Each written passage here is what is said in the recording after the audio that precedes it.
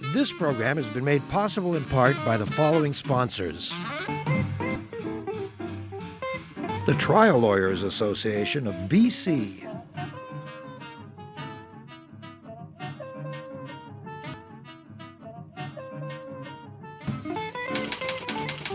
The Vancouver Courier newspaper.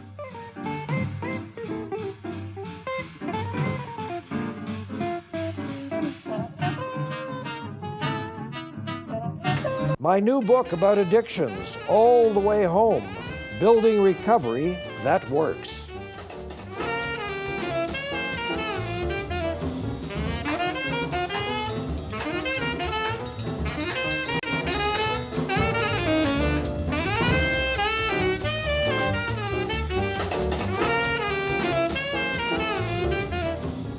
Imagine that you commit a crime, you're tried, found guilty, and you're sent off to some Canadian prison, whether it's 2 years less or 2 years more or 10 years. What are your expectations now? Should you, at the very least, expect that you're safe, that you're not going to be beat up regularly or strangled or murdered or something? Unfortunately, the truth is in most Canadian prisons, and this may be true in prisons all over the world, I don't know, but certainly in Canadian prisons, you cannot have that expectation because our Canadian prisons are not particularly safe either for inmates or staff or guards. Tonia Grace is a lawyer in Abbotsford who finds herself championing a lot of these cases where inmates have said, now just a minute, I know I committed a crime and I'm paying my dues here, I got 3 years. That's one issue. But am I supposed to be strangled in my bed every second night? Well, it's not just convicted prisoners. There's all those convicted prisoners out there. Most people in the provincial system are unconvicted. So they're not even people that are saying, I've got my 3 years. So it's people just waiting. So the major problem that we have is within the provincial pre-trial system. So that's the remand centres where people are held safely until they can face their trial. Tonia, I always had the impression, and you tell me if this is the case today, that those kinds of jails, those pre-trial places and those provincial places, are run a lot more loosely than federal prisons. Yes, that certainly is the case. And it was from a historical point of view because people in the pre-trial system weren't there for very long. So yes. It was, you're in for a week and then you're out. Whereas convicted prisoners, and particularly in the federal system, are there for a much longer period of time. But it doesn't take very long to be shanked. It doesn't. It takes a moment. I've had plenty of clients who have been in the pre-trial system for a day and have ended up with injuries that they'll carry for the rest of their lives. So wow. It can often be very targeted. Now, one of the things that you said in a newspaper interview recently is that part of this, you believe, is due to the rise of gangs. That definitely is a major problem now in the pre-trial system. There is no policy in the pre-trial system as to how to segregate and to house people who are in the different various gangs in British Columbia. Yes. And it really is done now on a kind of pre-trial case-by-case basis. So, for example, in Surrey pre-trial, which is our largest pre-trial centre, they now have, unofficially, units which are known to house a certain gang. Yes. And they put those people together because they are then obviously banded together and yes. not in danger the same way. But even that has problems when people want to leave those gangs or when other people on those units aren't members of those gangs, are kind of muscled and intimidated. And you have had the experience, I believe, of having a client or two who has said, look, don't put me, I just make up a name, don't put me near the Red Dragons or whomever because they want to kill me anyway. So I understand I'm in jail, but could you please put me somewhere else?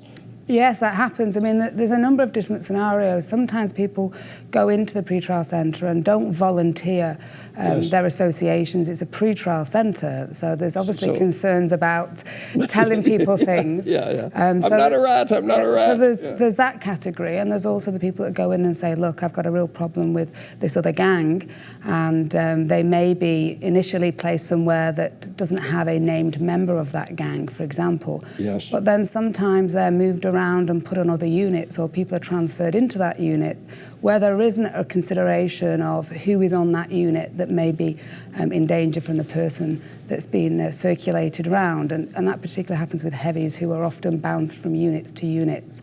And I get the feeling that not only a large part of the public, but even more dangerously, a lot of the people in the correction system have this sort of attitude that, well, you know, this is the lifestyle you chose. What did you expect? And I'm one of these nutty Democrats who believes that, you know, if part of our job is to incarcerate some people because they're a danger to the community and they broke the law, that's okay, I get that. But that doesn't mean that we should set them up to be injured. Well, unfortunately, it's become almost like a tagline that we hear, which are prisons are dangerous places. They're unpredictable places filled with violence, and that seems to be a defence to what were we supposed to do about it. And certainly they're never going to be a perfect place. It's impossible to expect perfection, but that doesn't mean that we don't put policies and procedures in place that give inmates the best possible chance to be safe.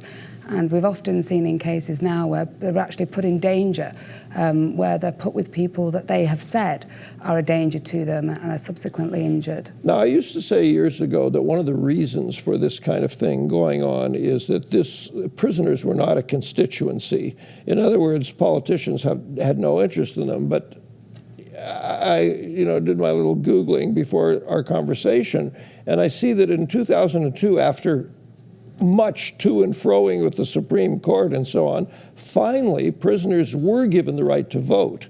Now, a lot of people still don't think they should have it. I believe prisoners should have the right to vote for many reasons, but we can argue about that. But so now they have the right to vote, so you would think that parliamentarians might have some further interest in them. Well, there's still a very small group in society compared to other, bigger groups that have got a stronger voice and maybe more popularity in the media or in the general public. So they are a small group. The forgotten community. Absolutely. Yeah. So they are a small but forgotten community as far as their voting. They're not seen as a kind of, nobody wants to target their vote. Yeah. But I think you can target their vote by showing that, you believe in human and civil rights. You don't have to go after prisoners and set up a special fare for them, for example. But I think for those of us that believe in civil and human rights, to hear that prisoners are more protected and taken seriously. I don't think in my entire life, Tonia, I've ever seen a news item, on the television news, of a politician giving a talk to prisoners. No. Pre-election. No, they're not really a target market.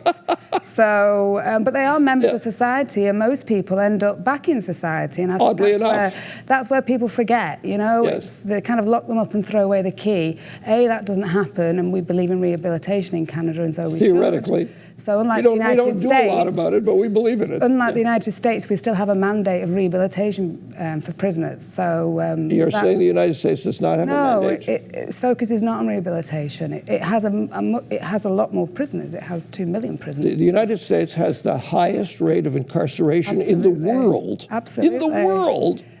Which is what I always throw out them. People say, well, look, come up and throw away the key. And I said, let's follow the American model, because that worked so well. Yeah. It works so well, and it saves the taxpayer so much money in the United States. Yeah, billions. They have the death penalty, but they have the highest murder rate. So they're the only Western country with a death penalty.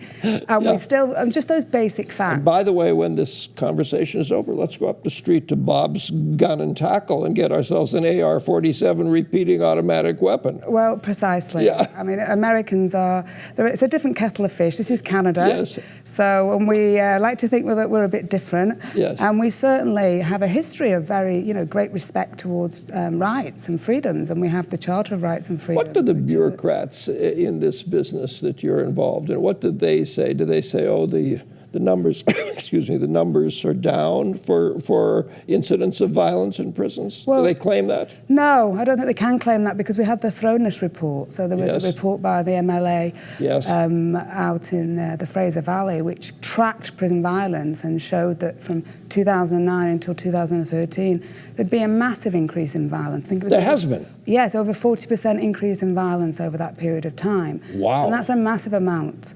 And it's not just the incidence of violence, it's the nature of violence. There are a lot of brain injuries now, a lot of stamping injuries, whereas before under the old Con Code, it was, a fair fight. Somebody, watch out and make sure the guards aren't around and we'll have a kind of fair fight one-on-one.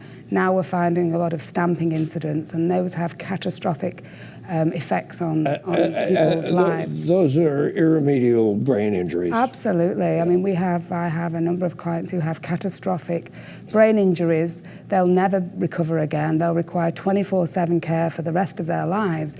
And these are individuals, none of whom, I hasten to add, murdered anybody, who went in someone's short sentence. With a client like that, Tonia, are you suing the system itself for not protecting them and looking for compensation to take care of them? Yes, that's the focus of it, because these individuals, now they're not in the system because they're no longer considered to be a danger to the public because they have a severe catastrophic brain injury. So, and then what happens to their families? The families now, are they expected now to come up with the money to care for somebody who needs 24/7 support?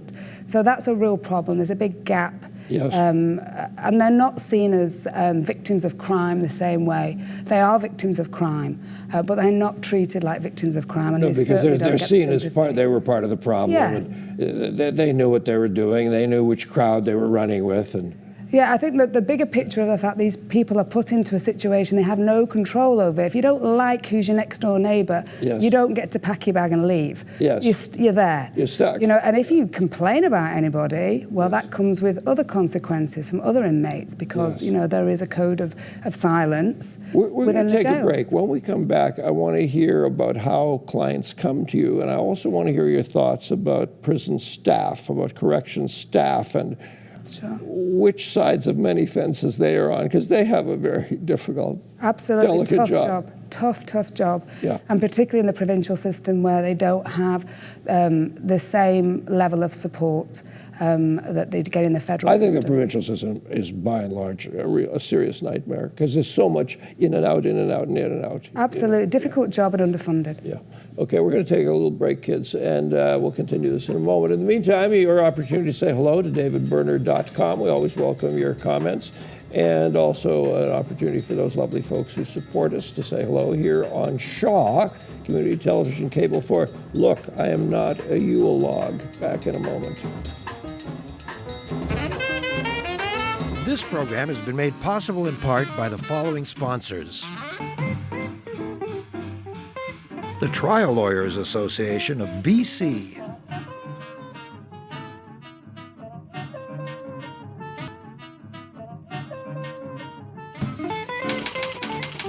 The Vancouver Courier newspaper.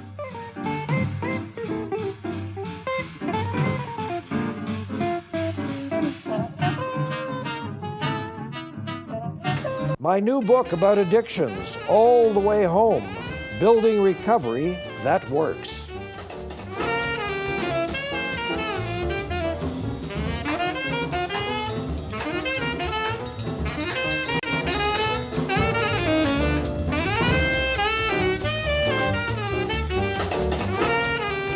Here's a gentleman who's the VP of the BCGEU, and he says, look, we're concerned about the trend of violence, gang-related, and so on.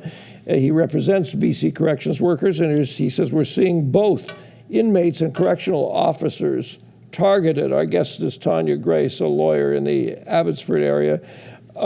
So tell me about correctional officers. They are targeted as well. Absolutely. That's a tough gig. There's been some terrible injuries towards correctional officers, both in the federal and the provincial systems in recent times.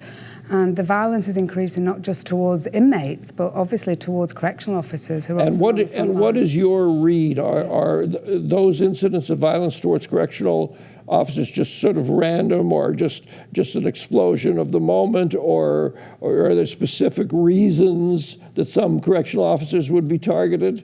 Because there's a lot of hanky-panky goes on in prisons. I think it's a mixture of everything. I mean, Yes. I've seen cases where the wrong officer has been targeted. So somebody was known to be targeted, but the wrong officer apparently kind of got the Hey, it's a guy in a uniform. Yeah. Or a female in the uniform. Yeah, Also, yeah, women, yes. Female officers are Yes, also yes. targeted, but less frequently, Yeah. I hear, but some they're targeted as well. So it can be a mixture of all sorts.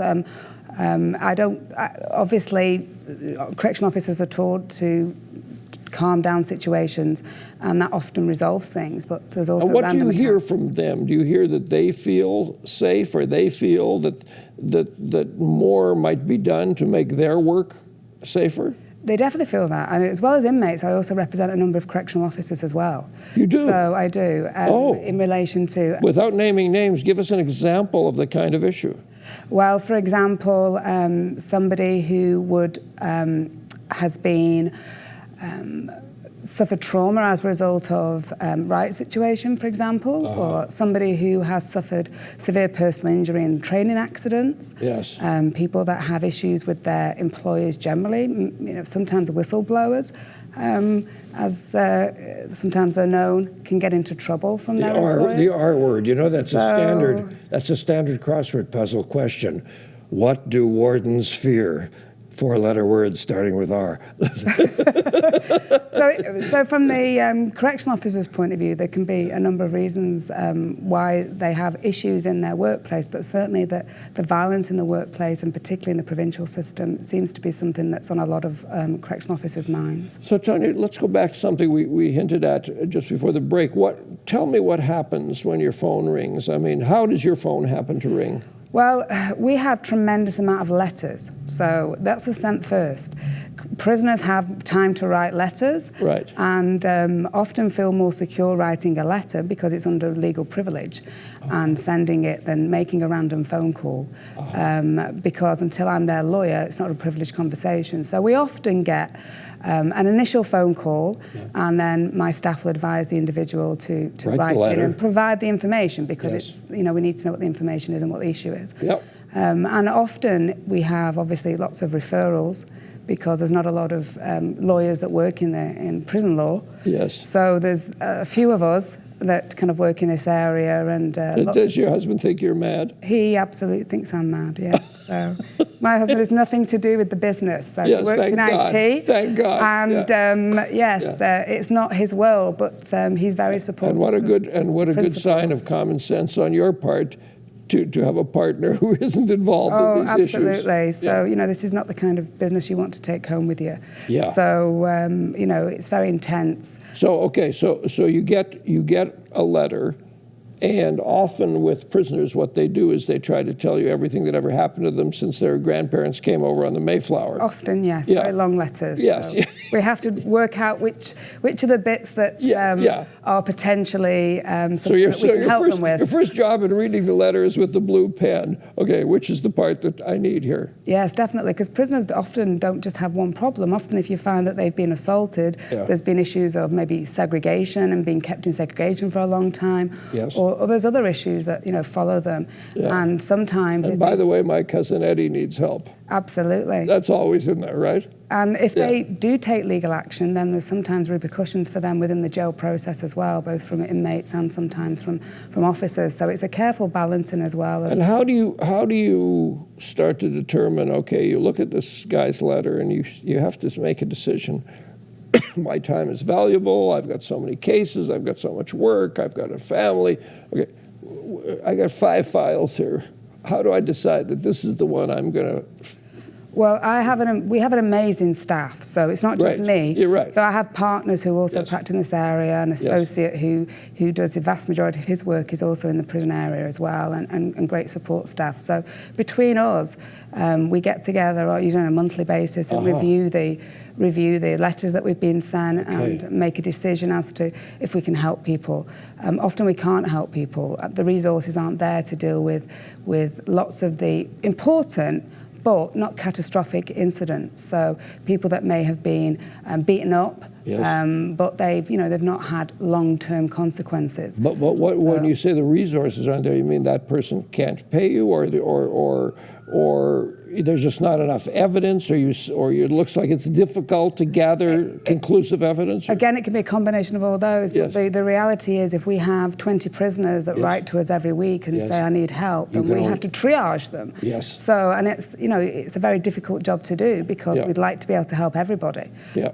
But we are one office, and there are a lot of prisoners out there. So. And one of the rules one learns in the people business, whether you're a psychiatrist or whatever, work in addictions or something, is you can't help everybody. Right. And you think you can, and you want to, and we all want to be the catcher in the rye, but it doesn't work that way. Absolutely. Right? If it wasn't if life didn't get in the way, exactly. so to speak, then it would be nice to try and help absolutely everybody. And we do extend and push the boat out, so to speak, in a lot of areas to try and stop people being marginalised, and there's nobody else to help them. That can be a very tough thing. How often do you have this odd occasion, but you must have it, where you say, okay, you sit down in your conference room and the five of you say, okay, we're going to go with Bob. That's one of the guys we're going to follow. So, and then you do everything you can for a few weeks to help Bob, and then he sabotages the whole thing. Do you know what? It's never happened to me. Really? Never happened. Good for you. That's great. No, it never happened for me. I think prisoners or inmates are so often just grateful that somebody is listening to them finally, that they feel that's on their side. Because once they've left their criminal lawyer and they're in the system, they don't have a lawyer anymore. Criminal lawyers don't go out to jails and listen to prisoners talk about how bad solitary confinement is. That's not their business. So I find that when they come to us, by that stage, lots of them are very organised, very clever, very articulate. Yes. They have done internal grievances before, and often it's as a result of getting back a response that maybe makes no sense to them, that they'll bring that organised paperwork to us. And I have to say, maybe I'm just lucky, but I've never had an experience of a prisoner kind of sabotage my efforts. Yes. Some of them can be a lot keener, if I can put it that way, than others. Yes. To participate in the process, and often that can be of help. But you hit on a very important issue when you said they have no one who listens to them anymore because their criminal lawyer is done with the case. For many of these inmates, their friends and families have evaporated.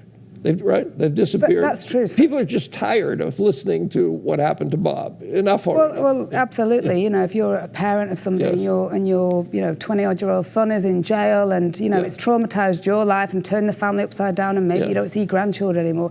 You have all those issues, and then this person's very, very needy, and obviously because they don't have anybody in jail that's kind of fighting them. So if you do choose and you do listen to this guy.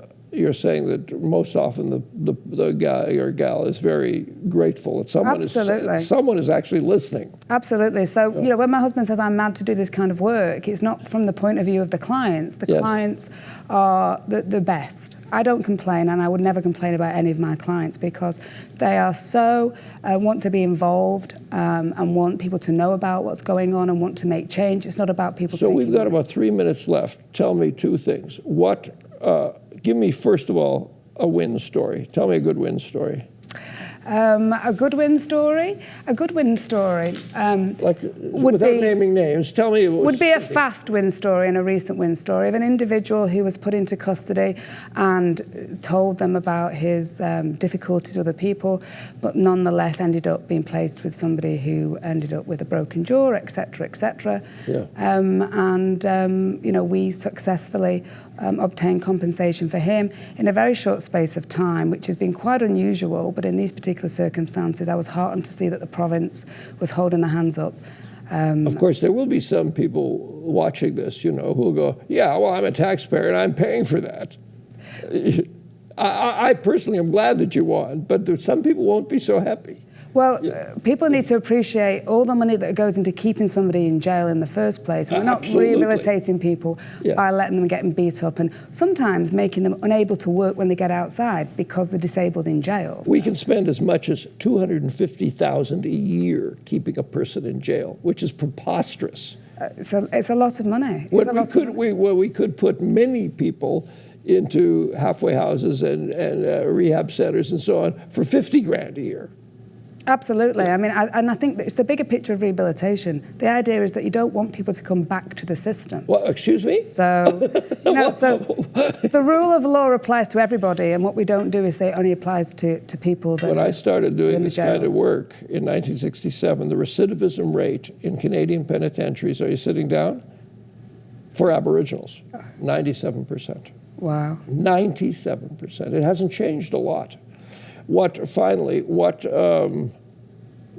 if you had a magic wand, if you were the queen of prisons, what would change? What needs to happen? I think it needs to be more collaborative. I think there needs to be more interaction between those on the front line that deal and administer and see the problems and can sometimes see where there could be solutions, that they need to be listened to more. And I'm very supportive of the Has anybody ever tried something as irrational as inmate committees? There are inmate committees. Yeah.